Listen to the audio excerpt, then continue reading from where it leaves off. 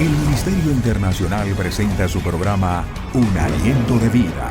El Espíritu de Dios me ha hecho y el aliento del Todopoderoso me da vida. Job 33:4. Una palabra de poder y unción que llenará tu espíritu. Con ustedes, el pastor Jorge Enrique Gómez. Bienvenidos. Qué bueno poderte saludar, poderte compartir la palabra de Dios, poderte animar en la fe, a que cada día sigas perseverando en Cristo y por ningún motivo se suelte de su mano. Le saludo en el lugar donde esté, dándole un abrazo a la distancia, deseando lo mejor de Dios para ti, lo mejor de su bendición, lo mejor que Él tiene para traer salud y bienestar a tu vida. Qué bueno poder saber que Dios siempre es bueno. Qué bueno es saber que Dios, en medio de tanta adversidad, de tantas noticias, de tantos sucesos que no es más que un cumplimiento profético, Dios tiene cuidado de ti y tiene cuidado de mí. Dios es bueno. Siempre nos da una oportunidad de podernos acercar a su presencia y de acercarnos porque solo en Él podemos encontrar salud, la respuesta a una inquietud.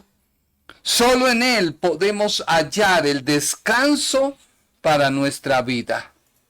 Solamente en Cristo Jesús. Vamos a orar por aquellas personas que quizás están en un hospital, una clínica, han sufrido alguna intervención.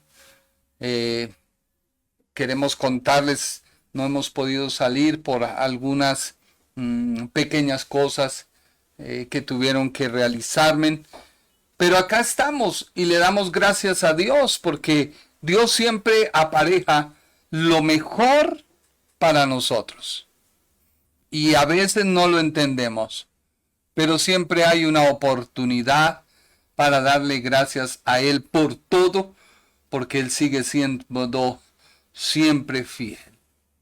Dios bueno, eterno y misericordioso, venimos ante tu presencia porque solo en ti hallamos descanso a nuestra vida.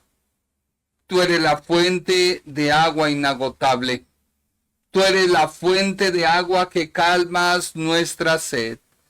Y en esta hora nos acercamos a ti para darte gracias. Gracias por lo que tú has permitido que suceda en nuestra vida, porque tú lo tienes todo para bien y no para mal. Y lo tienes para bien a aquellos que conforme a tu propósito hemos sido llamados. Y te pedimos por todos aquellos que quizás me ven por primera vez, que están buscando una respuesta. Yo te pido, Señor, que en esta hora ellos comiencen a sentir esa paz que tú das. Esa paz que el mundo no puede dar. Esa paz que en medio de la adversidad y de las situaciones duras de la vida podemos estar tranquilos de que tú traes una respuesta, de que tú traes una solución. Y a veces pasan cosas a nuestro alrededor, pero tenemos la certeza de que tu palabra dice: caerán 1000 y 10,000 a tu diestra, mas a ti no te llegará. Ciertamente con tus ojos mirarás la respuesta de un Dios vivo hacia su pueblo. Padre, somos tu pueblo. Tú nos compraste con tu sangre preciosa. Tú nos lavaste y nos limpiaste y nos declaraste santos para la gloria de Dios Padre. Nos has introducido en una nueva nación, santa, justa y pura, agradable a tus ojos. Nos has hecho, Señor, tuyos. Somos tu cuerpo. Tú eres la cabeza. Y sabemos, Señor, que tú nos escuchas. Por eso reprendemos toda enfermedad. Toda dolencia se va en el nombre de Jesús de Nazaret de cada cuerpo. Ahora mismo créele al Señor. Comienza a hacer aquella cosa que tú no podías hacer. Padre, clamamos por aquellos, Señor, que quizás están a punto de una intervención médica. Te pedimos que tú guíes al médico, que tú aparejes el mejor médico con el conocimiento para que todo salga para bien, Señor, porque todo tiene un propósito y nada se escapa de tus manos. Creemos en tu poder, creemos en tu voluntad y creemos que siempre tú eres bueno, Señor. Y no todas las veces estará caído el justo, porque si él se cae, tú lo levantas. Y esta es la fe que vence al mundo, nuestra fe en que tú eres un Dios todopoderoso. Gracias, Señor, en el nombre de Jesús. Amén. Tú que te encuentras quizás saliendo de una operación, déjame decirte que ánimo, ten fe, empieza a confesar la palabra. Tú que te encuentras quizás en medio de un tiempo de sosiego, o alguien de pronto te amenazó, o quieren hacerte, declara la palabra. Hay que tener fe. Satanás siempre quiere intimidar al creyente. Y lo quiere intimidar siempre con pronósticos negativos. Lo quiere impresionar con pronósticos de cosas malas. Y la Biblia no avala eso. Por el contrario, la Biblia dice que debemos sobreponernos a toda adversidad. Y toda adversidad sucede en este mundo porque recuerda que este mundo le fue dado en autoridad al hombre, al primer Adán en el huerto del Edén. Y por causa del pecado, el hombre entrega esa autoridad al diablo, a Satanás. Por eso él se siente el Señor de este mundo. Pero déjame decirte que Dios nos ha sacado a través de su muerte y su resurrección del poder del diablo y nos ha hecho autoridad sobre el diablo. Por eso tú no puedes permitir que venga la zozobra y digas, no, yo soy un hijo o soy una hija de Dios y Satanás, tú estás bajo mis pies. No es una palabra retórica, es una palabra de fe que debes confesar. Si viene alguien y te trata de amedrantar, repréndelo en el nombre de Jesús. Dile, no, un momento, Satanás. Suelta esa vida. Y si estás actuando no motivo por el diablo, a ti también te digo, respétame en el nombre de Jesús. Hay poder, hay autoridad. A veces Satanás quiere intimidarnos. ¿Suceden cosas? Sí, nos pasan cosas. No suceden cosas porque a veces somos imprudentes. Pero a pesar de todo, Dios tiene lo mejor para nuestras vidas. Te digo, Dios tiene lo mejor. Pasan tiempos, sí. El día domingo escuchábamos a una madre 14 años orando por su hijo. ¿Usted sabe qué son 14 años? Pero llegó a los pies del Señor. Por eso el Señor Jesús enseñó una parábola, una enseñanza acerca de un juez malvado, un rey malvado, un líder que dictaba justicia malvado y una viuda. Y ella iba una vez, 2 veces, 3 veces, hasta que por fin el hombre malo dijo, hagámosle a esta mujer justicia. Y el Señor dice, el reino de los cielos, cuánto más ustedes deben clamar. Así que mi oración no debe ser basada sobre lo que yo veo. A veces se nos ha enseñado que la fe es ver, no. La fe es declarar y Dios comienza a obrar porque lo más difícil que hay en nosotros es nuestra propia incredulidad. Nuestra propia incredulidad es lo que hace nulo las promesas de Dios, las palabras de Dios. Por eso mi palabra debe ser en Dios, en sí y amén. Sin Cristo. Estamos en Efesios capítulo 2 y hoy estudiaremos el versículo número 12. Este versículo nos habla acerca de el tiempo de una persona no estar en Cristo. Los verbos en el griego tienen un presente activo. La Reina Valera, que fue la primera traducción, así que llegó a nuestro español y la adoptó la iglesia, ha tenido errores de traducción, y no es que el original esté mal, no, la traducción. Pero hoy Dios ha traído mucha revelación en este tiempo, a lo largo de este tiempo, y nos muestran otras versiones, un poco más el detalle de lo que el original griego nos quiere decir. Esto no quiere decir por ningún motivo de que hay una mala traducción, no. En el momento que el traductor estaba transmitiendo del griego al original, pues vio la palabra. Hoy, vuelvo y te digo, hay muchos estudiosos de la Biblia que han dado una mejor comprensión. Leamos Efesios de la Reina Valera, capítulo 2, versículo 12 al 14.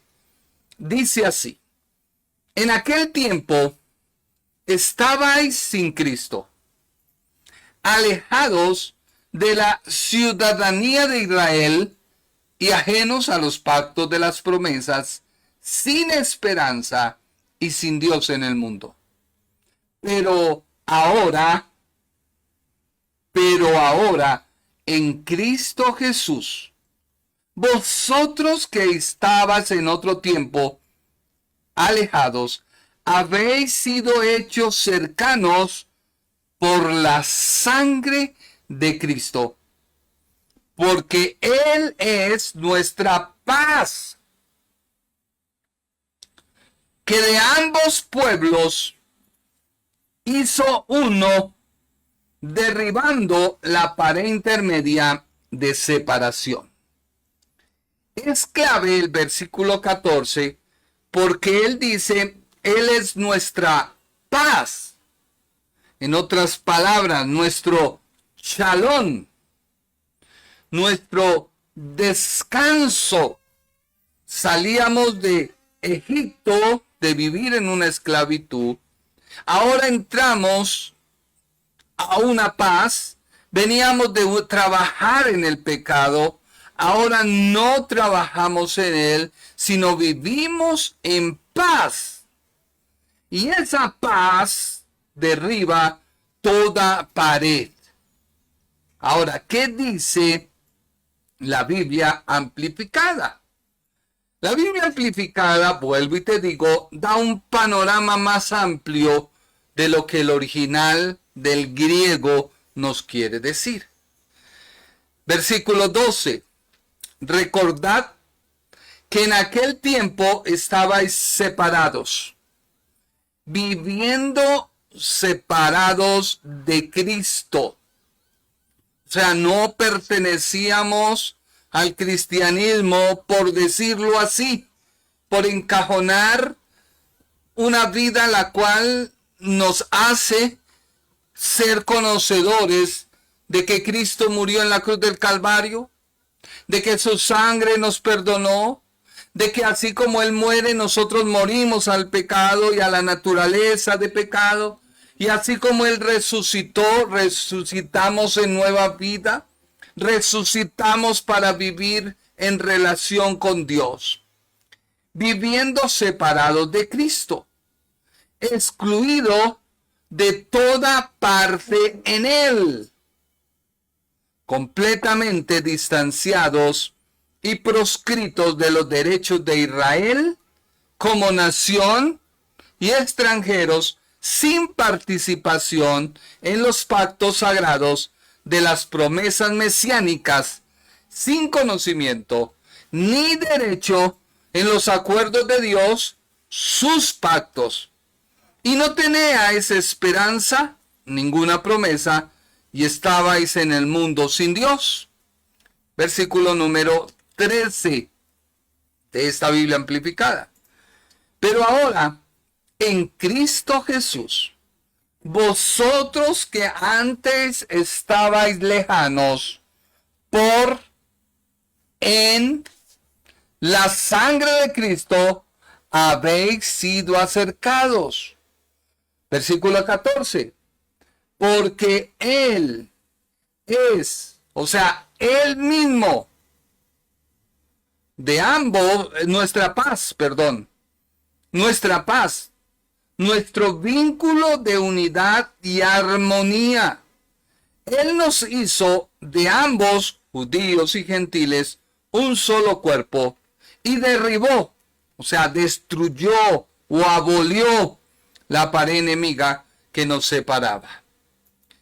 Nótese que hay algo fundamental en el propósito que Dios tenía con la nación de Israel.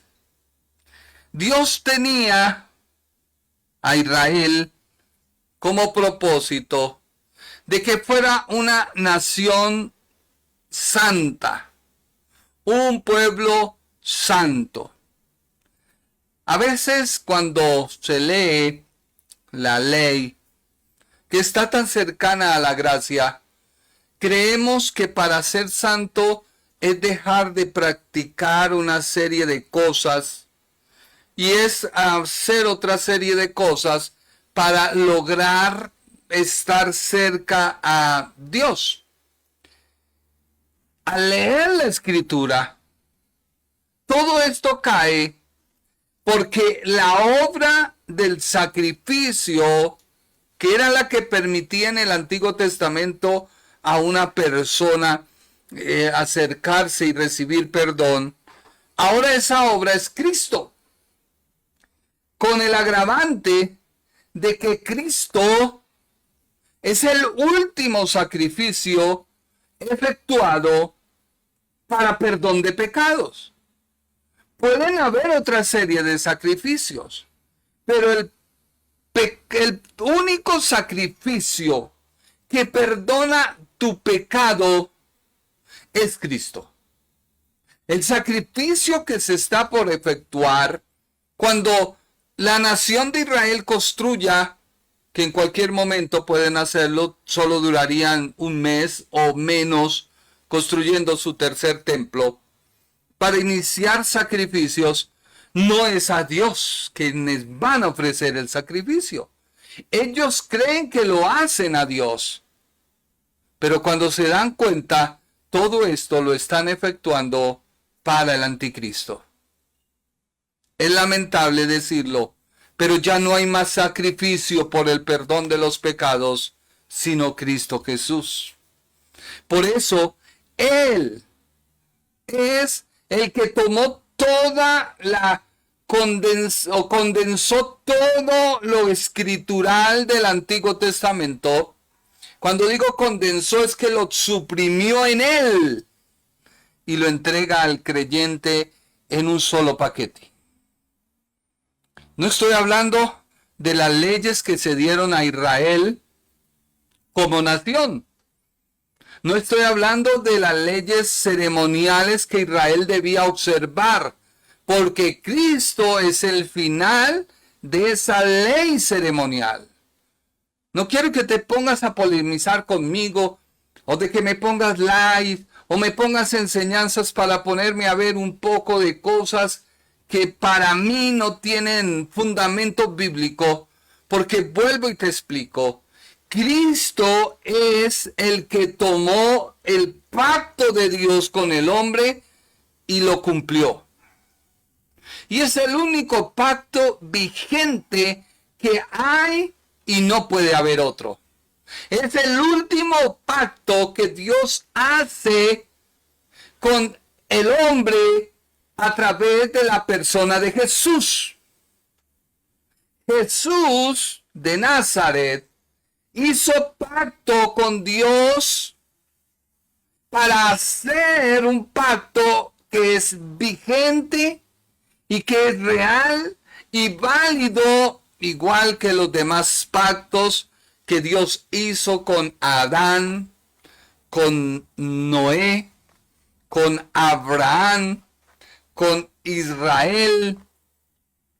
Y ese pacto tiene mayor importancia porque la persona de Jesús no violó ni incumplió el pacto. Por eso el fundamento de la iglesia es Cristo, la persona de Jesús de Nazaret.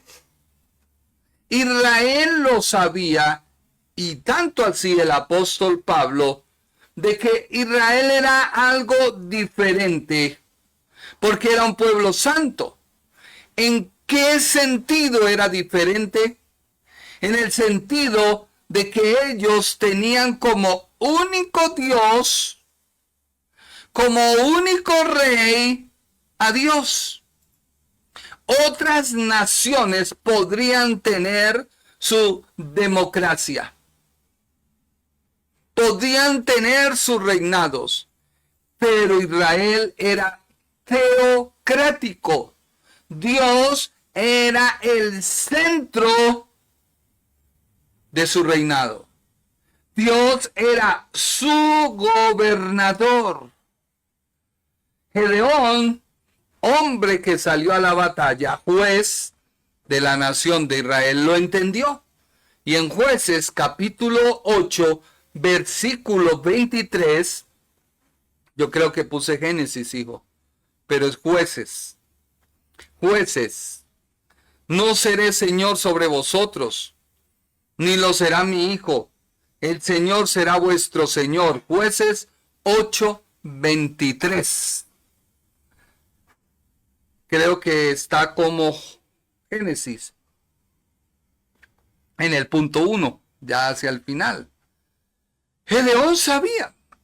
Por eso cuando Israel pide rey, Samuel se siente tan mal y Dios le dice: Samuel, a ver, para. Si tú te sientes mal, yo me siento peor, porque no te están desechando a ti, me están desechando a mí. Están rompiendo una teocracia para crear ellos una democracia, y Dios les advirtió y les dijo: el rey que venga les va a exigir impuestos, les va a poner leyes, les va a poner cargas, y se va a, como dijéramos, a ufanar de su liderazgo y los va a subyugar. Y eso pasa cuando un presidente de una nación se le olvidó que el mandato lo dio el pueblo, pero no como la figura retórica de no, esa figura, es que el pueblo me nombró y hace con el pueblo lo que se le da la gana. No, Dios se lo dijo a la nación de Israel. Pero Israel le entró por un lado, le salió por el otro lado.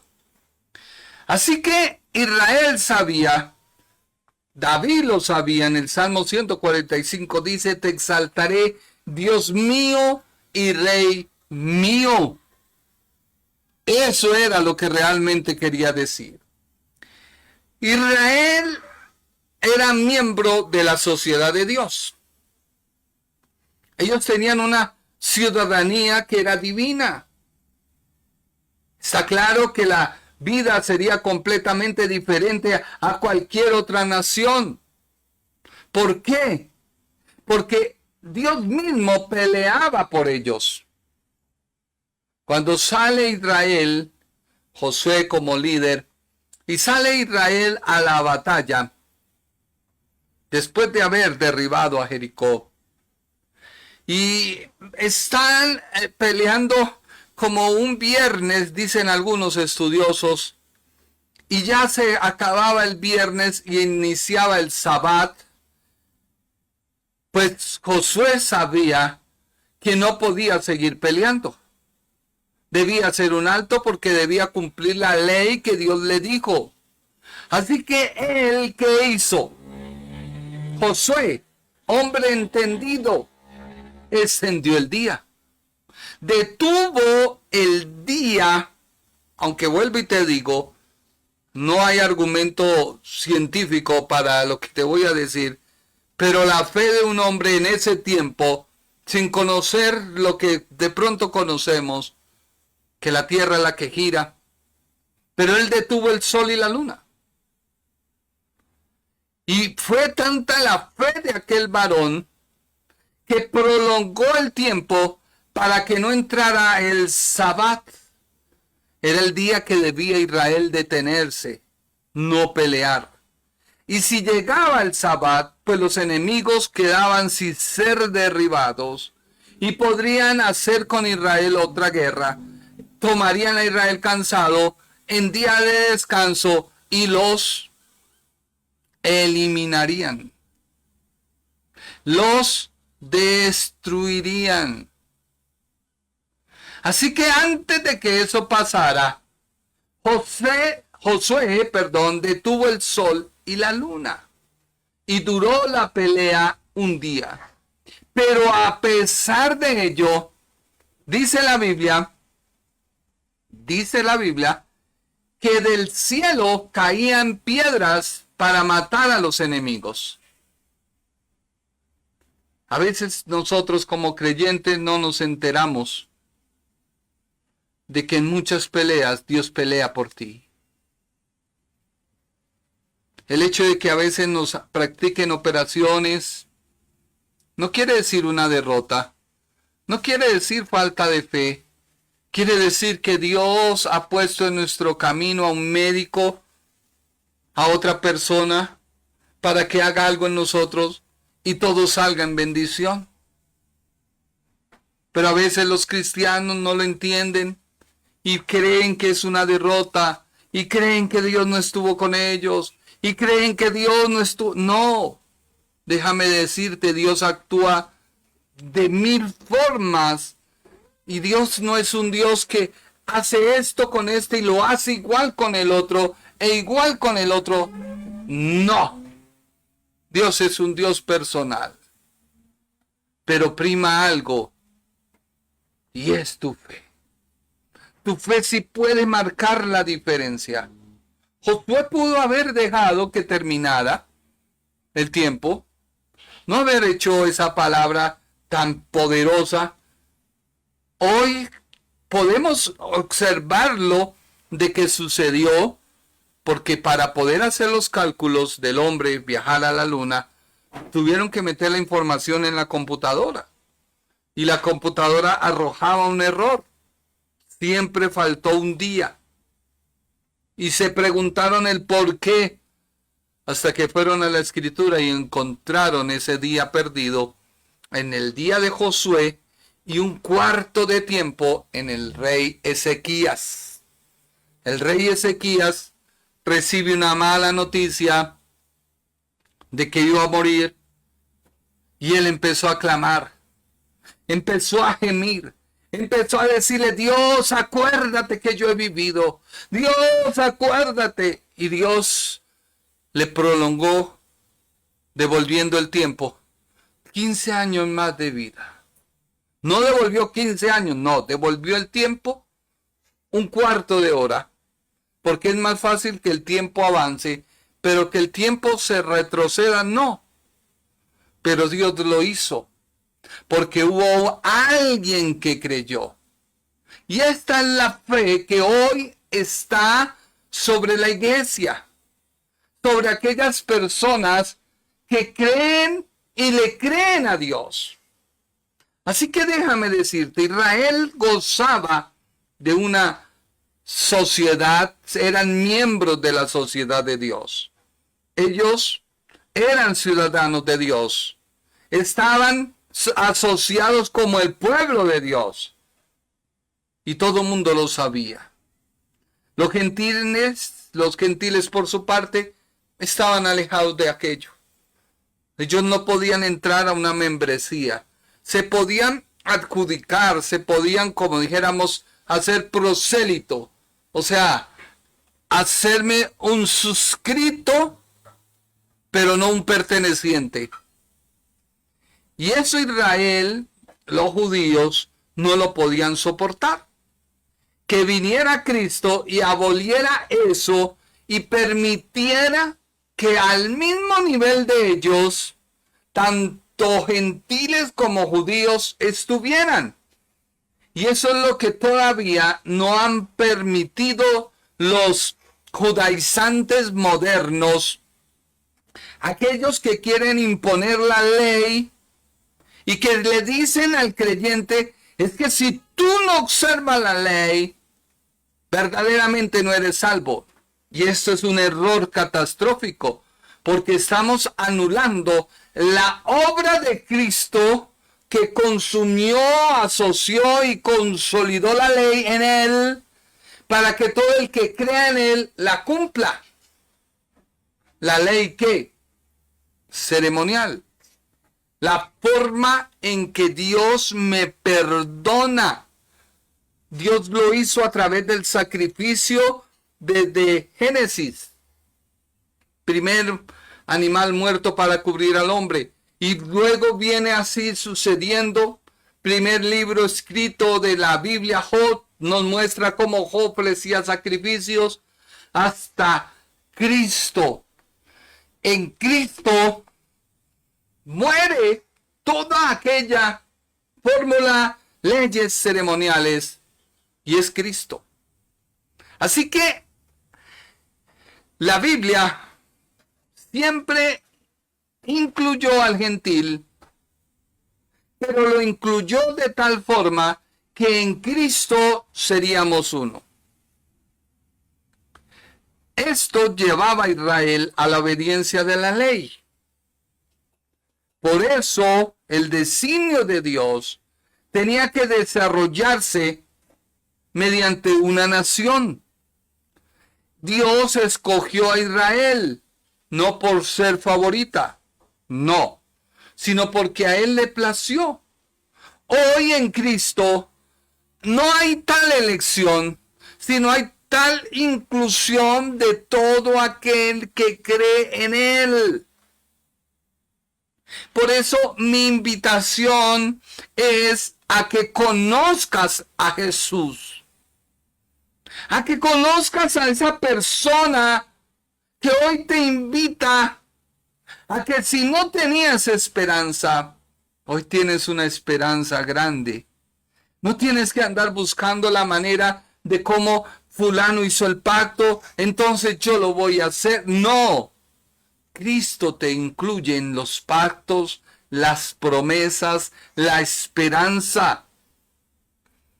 Déjame decirte que el resultado de la salvación, para ir concluyendo este tema, es que somos hechura de Dios. Dios dice, eres mi hechura, eres mi obra, eres la obra nuevamente del alfarero sobre el barro, eres la obra de aquella persona que sin vida estaba muerta, y Dios sopla dentro de ti aliento de vida.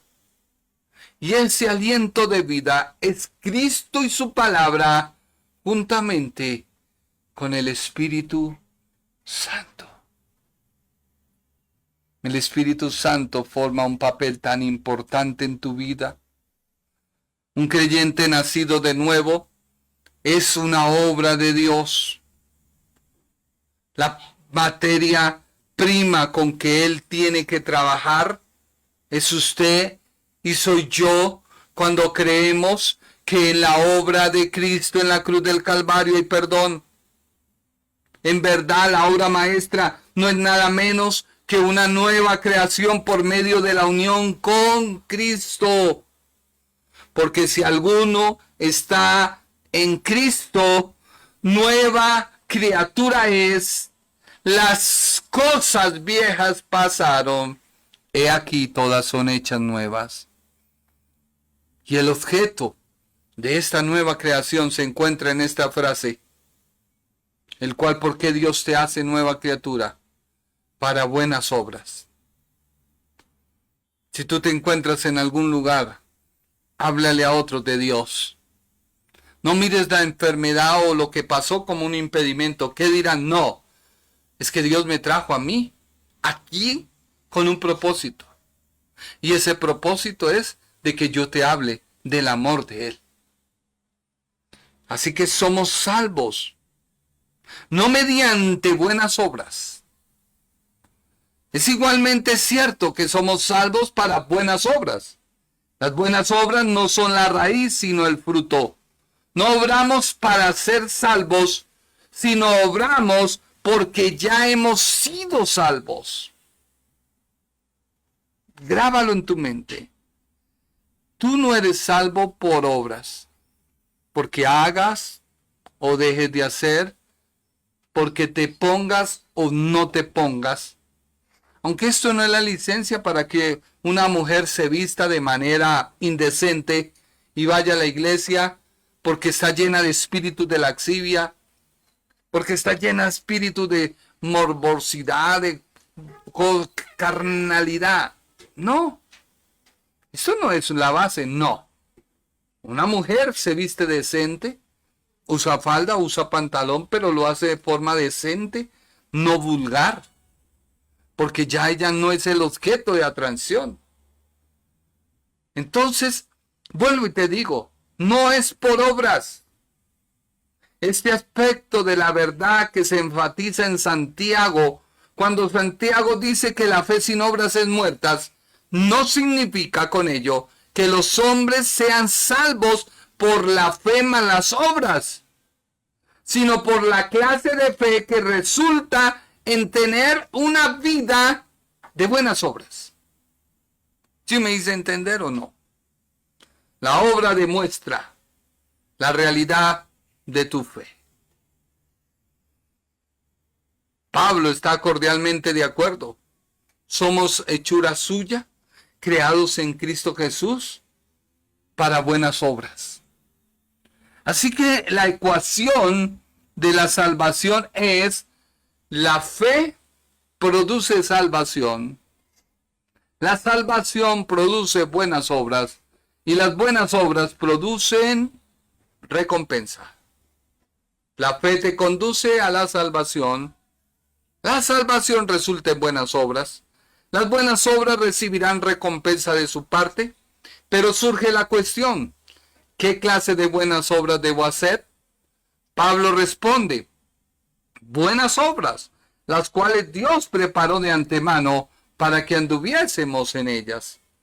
En otras palabras, Dios tiene un plan para cada vida.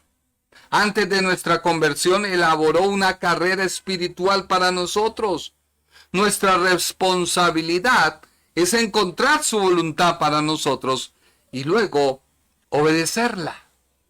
No tenemos que elaborar un plan para nuestra vida, sino sencillamente aceptar el plan que Dios ha elaborado para tu vida. Esto nos libra de inquietudes y de arrebatos y nos asegura que nuestras vidas serán para la gloria de Él, de mayor bendición para otros y de mayor recompensa para otros.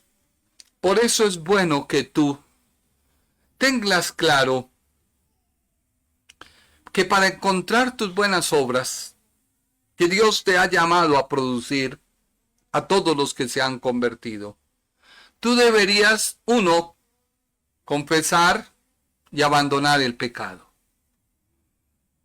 Tú debes ser consciente de tu pecado. Tú debes ser consciente. Y si no lo eres, porque crees que en la Biblia no lo dice, te invito a que la leas bien. no bajo la lupa de lo que tú consideras. Antiguamente, la Biblia se revelaba a la persona de acuerdo a la teología que tenía, si era calvinista, si era arriana, si era luterana. De ahí nacieron los pentecostales no sé qué, los carismáticos, etcétera, razonamientos atraídos por su forma de pensar. No, yo te invito a que seas imparcial y leas la Biblia. En ella, al ser imparcial, encontrarás tu pecado y lo dejarás. Así que debes ser consciente del pecado. Segundo, debes rendirte de manera continua e incondicional a Dios. Ríndete de manera continua. Haz tu devocional. Sal de tu devocional, pero no sales de la presencia de Dios. Sigues en la presencia de Dios. Ahí, así haciendo lo malo, Dios está, Dios te ve.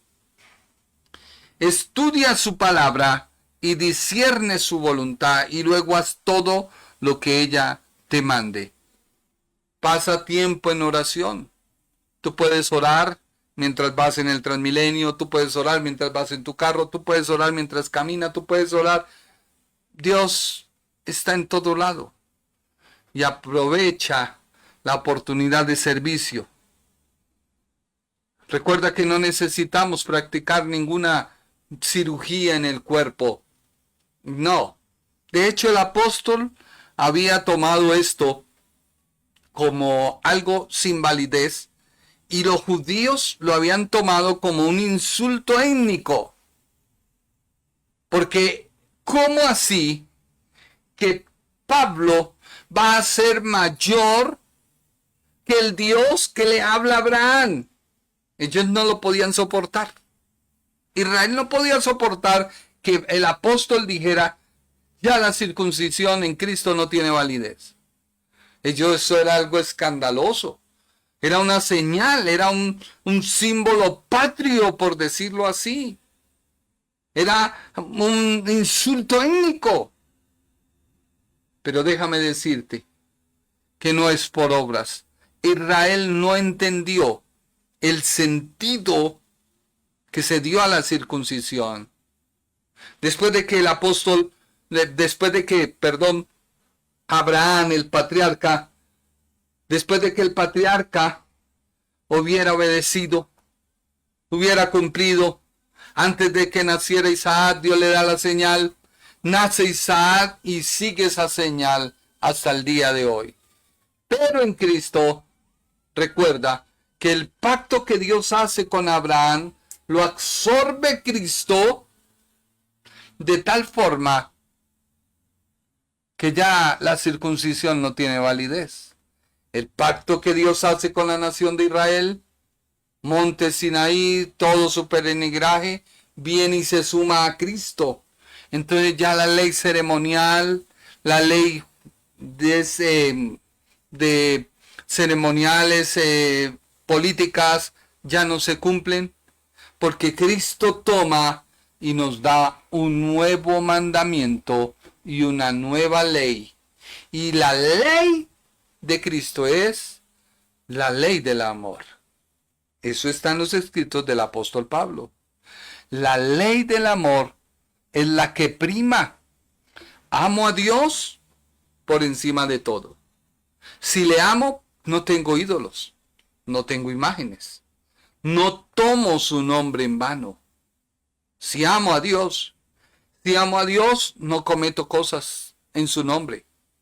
Soy cristiano, aleluya, envidioso. Soy cristiano, aleluya, lleno de envidia. Soy cristiano, aleluya, lleno de rencor. Soy cristiano, aleluya, lleno de un poco de vaina. No. Y a la vez, la ley del amor viene hacia mí, que si amo a mi prójimo, pues hago lo mismo que me gustaría que me hicieran. Honro a mi padre porque quiero que me honren. Honro a mi esposa porque es mi propio cuerpo. Honro a mis hijos porque son el resultado del amor que hay entre mi esposa y yo. Honro a mis semejantes porque yo también me honro. Y no es que nazca en mí o que te esté induciendo a la psicología de amarte a ti mismo para amar a los demás. No, porque eso no funciona. Dios ha derramado su amor en mí para yo poder amar. Así que si yo amo a alguien, lo amo porque Dios me amó y muestro a los demás ese amor. Así que la ley del amor es la que funciona, mas no la ley de prohibición. Todas esas leyes que muchos cristianos de manera absurda quieren empezar a guardar y a vivir, y es que resulta que la ley manda, entonces hay que guardar el sábado. A ver, chiquito, el sábado se le dio a Israel como una señal de que Israel nunca se olvidará por generaciones de reflexionar en Dios. Ahora nuestro sábado es Cristo. Ya no existe un día. Ahora nuestro reposo es Cristo. ¿Y reposamos qué? ¿Un día? No. Todos los días. Cambia la fórmula en Cristo. No un día, todos los días. Porque todos los días debemos hacer buenas obras. Todos los días debemos meditar en Él. Todos los días y cada momento debemos reflexionar en su palabra. Ya no es lo exterior, sino es lo interior. Ya Dios no pide la circuncisión de la carne, sino del corazón. No de la letra, sino de la alabanza, la cual proviene no de los hombres, sino de Dios. Así que si vas entendiendo la Escritura, en Cristo toma mayor validez, toma mayor forma, porque ya no nos regimos por un patrón, sino nos regimos por una vida de relación con Dios. Si el cristianismo pudiera entender eso, ganaríamos más campo que ponernos a criticar e insultar unos a otros. Ya no somos extraños. Ya podemos acercarnos a Dios. Pero a veces a tu vida lo que no te deja acercar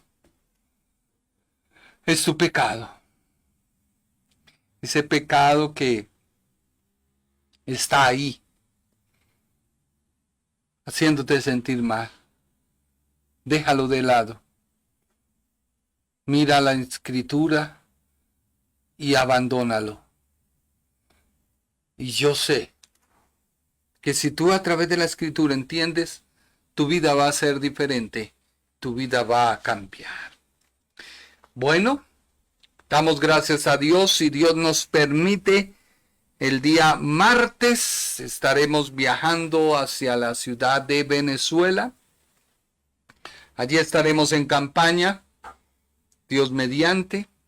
Ya les estaré dando las indicaciones, las instrucciones. Llegaremos a Caracas, de Caracas pasaremos a... se me olvidó, ahí cerquitica de Caracas. Y estaremos allí ministrando y predicando. Gracias por su tiempo. Para nosotros ha sido una gran bendición de parte de Dios poder llegar a cada uno de ustedes con este mensaje que cambia vidas, que transforma corazones. Sin más que decir, te quiero decir que Dios te bendiga, que Dios te guarde, y nos agradas que hayas escuchado este mensaje y que lo puedas poner en práctica y practicarlo y compartirlo. Y la vida cristiana se hace más fácil cuando entendemos las palabras de aquel que murió en la cruz. Cuando entendemos esa palabra, somos mejor personas, somos más conscientes. Que Dios te bendiga, que Dios te guarde. El Ministerio Internacional presentó su programa Un Aliento de Vida. Venid a mí los que estáis trabajados y cargados, y yo os haré descansar. Mateo 11:28. Un aliento de vida, una palabra de poder y unción que llenará tu espíritu.